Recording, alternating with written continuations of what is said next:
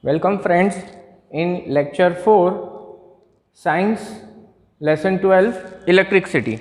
In today we are going to learn about the factors for which the resistance, that is a conductor, depends upon. Fine. So the factors on which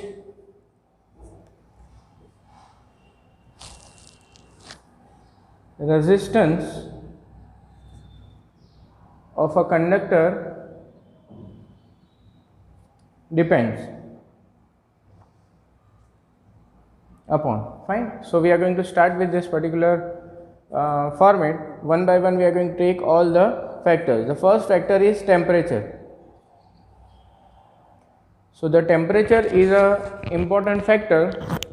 Temperature affects, increase in temperature and decrease in temperature affects the resistance of any material. So temperature T is affecting the resistance. The second is length of the conductor.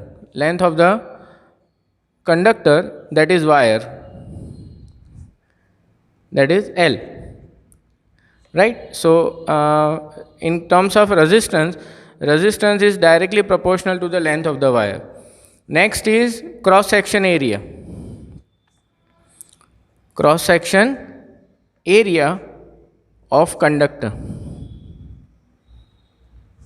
that is A, but R is inversely proportional to A, that is larger the surface area, more is the conduction, and less is the surface area, then less is the means if the surface area increases, the resistance decreases, and if the surface area decreases, then the resistance increases. These are inversely proportional with respect to each other. Fine. The next is resistivity. Resistivity means the material quality of the material, that is properties of the material. Resistivity. So resistivity is nothing but characteristics property of the material. Characteristic property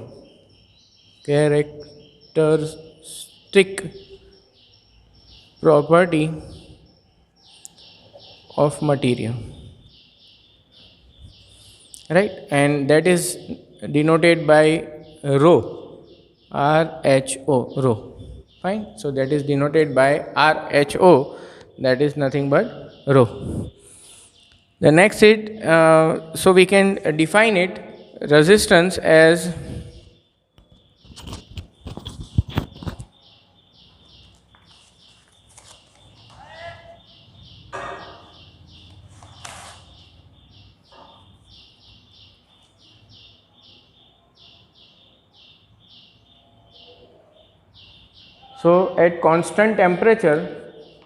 at constant temperature, we can say that resistance is directly proportional to the length of the wire, resistance is inversely proportional to the cross section area, and therefore cross section area, this is one here, so resistance is directly proportional to the length and inversely proportional to the cross section area. Fine. So therefore this formula arises here. So you can write down resistance is equals to rho L upon A, where rho can be called as an resistivity or proportionality constant. This is rho is resistivity of the material or proportionality constant.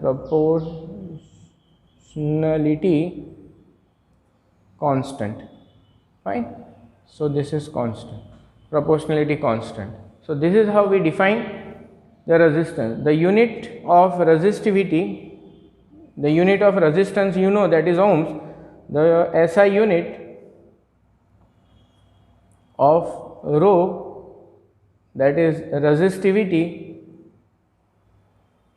is ohms meter, right. So that is defined as an ohms meter.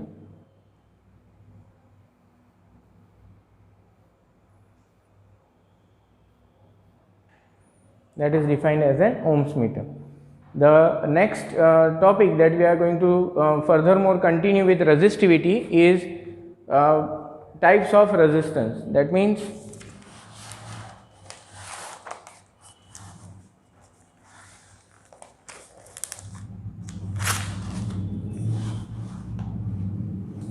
yes, so resistivity at 20 degrees Celsius, 20 degrees Celsius of any material, resistivity at 20 degrees Celsius of any material.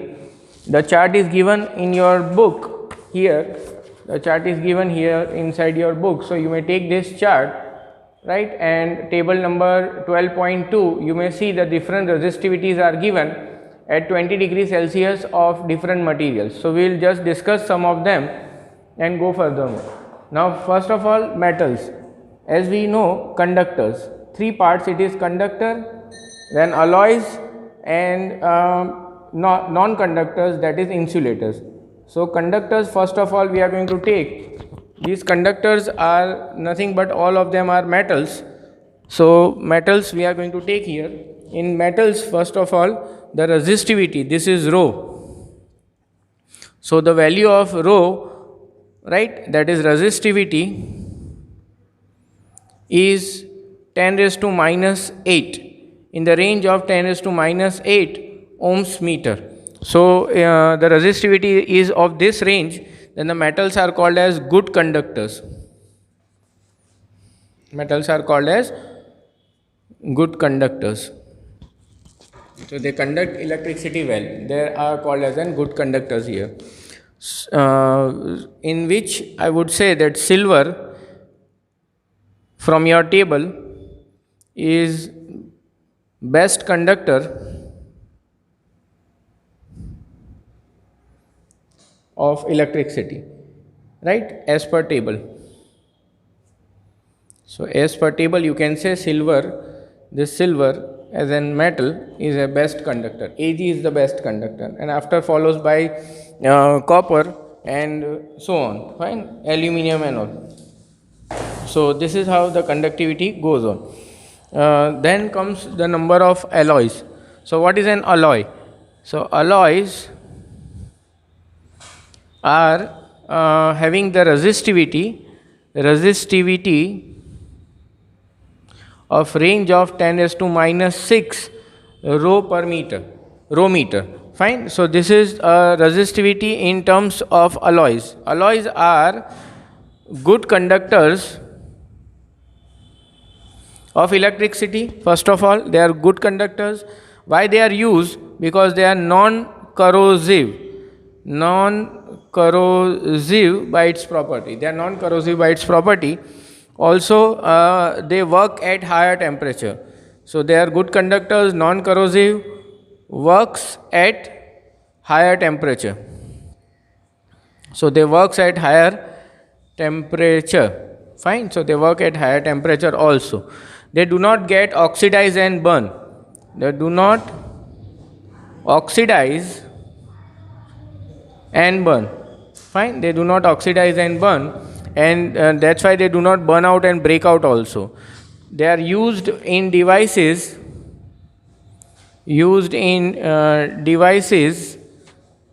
for like heating purposes.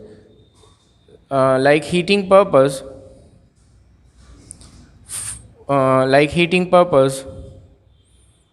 for example, we can say toasters, then heaters, etc. Fine. Also, you may say one example as in tungsten, as in metal, tungsten wire. So tungsten plus carbon is used. Tungsten plus carbon is used. Tungsten symbol is W and carbon symbol is C. So you may say WC is used in wires, electrical wires for heating purposes, is used in electric wires for heating purpose.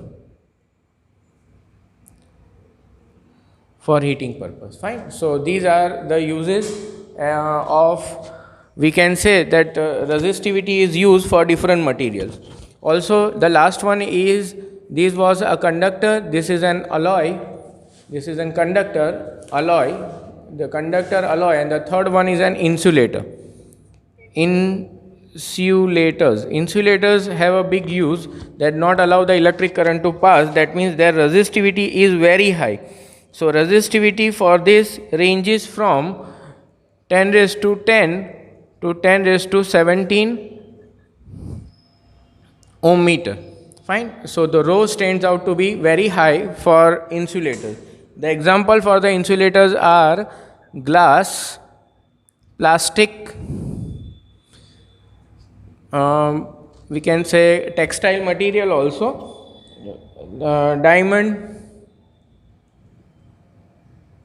paper, etc. So these are the ones which are used, fine, for this particular purpose. Going furthermore,